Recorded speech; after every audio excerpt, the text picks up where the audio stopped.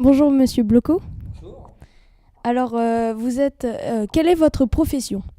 Alors, je suis un enseignant-chercheur. Ça veut dire que je travaille dans une université et que, bien sûr, j'enseigne à mes étudiants, mais qu'en plus, je me pose des questions, c'est mon travail, et que mes recherches, justement, elles vont porter sur tous les usages du numérique par les élèves, par les jeunes, et c'est la raison de ma présence dans l'établissement.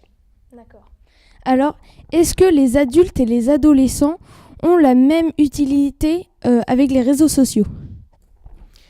Alors, oui et non. Les deux, en tout cas, adultes ou adolescents, s'en servent pour communiquer, ça c'est sûr. C'est principalement ça, l'objectif d'un réseau social, c'est-à-dire communiquer avec les autres, donner des rendez-vous, partager sa vie. Le petit problème, c'est que quand on est jeune, on a souvent moins de limites que quand on est adulte. Deuxième chose, on a envie de tout expérimenter, on a envie d'essayer de plaire, on a envie de se montrer, on a envie de tout s'ouvrir au monde entier, tu vois. On ressent moins les limites. Alors on va se mettre à faire ce que font les adultes, c'est-à-dire communiquer avec les autres, mais on va le faire d'une façon souvent beaucoup plus problématique que les adultes. Ça ne veut pas dire qu'il n'y a pas d'adultes qui ne font pas de bêtises avec les réseaux sociaux. Ça veut dire que c'est souvent les élèves. D'accord. Alors, est-ce que vous avez constaté l'évolution sur les réseaux sociaux? Oui, j'ai surtout constaté qu'avant, il n'y en avait qu'un. Il y avait Facebook, il y avait le roi Facebook.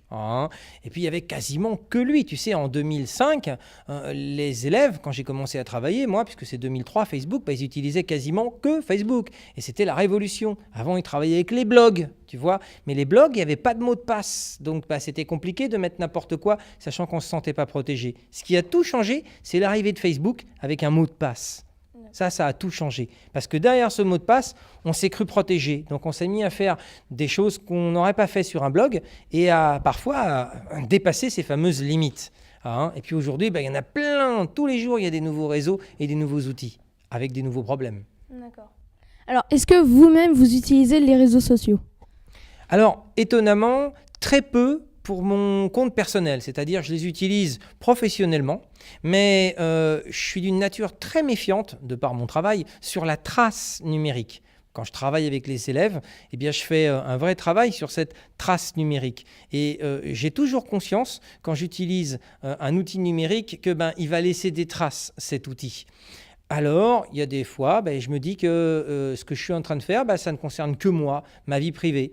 Donc, je n'ai pas forcément envie de la publier et de la mettre aux yeux de tout le monde. Surtout si quelqu'un, justement, casse les protections de mon système et va prendre mes éléments de vie privée. Je n'ai pas envie de me mettre en danger. Donc, je suis plutôt réservé. Je fais des photos, mais je ne les mets pas forcément en ligne sur Internet, tu vois. Donc, je suis plutôt calme sur les réseaux sociaux. Par contre, dans mon travail, si tu tapes mon nom sur Internet, tu me trouveras. Mais tu me trouveras en train de donner des conférences, le travail que je fais et tout ce que j'aime, mais professionnellement. Pas dans ma vie privée, parce que ça regarde que moi. D'accord. Alors, quel sera l'avenir des réseaux sociaux dans 10 ans? Ah, ça c'est une sacrée question. Tu te rends compte, tu me demandes d'être prophète en numérique. L'avenir des réseaux sociaux, je pense que ça passera aussi par quelque chose qui va être de l'ordre de la présence à distance. Je m'explique.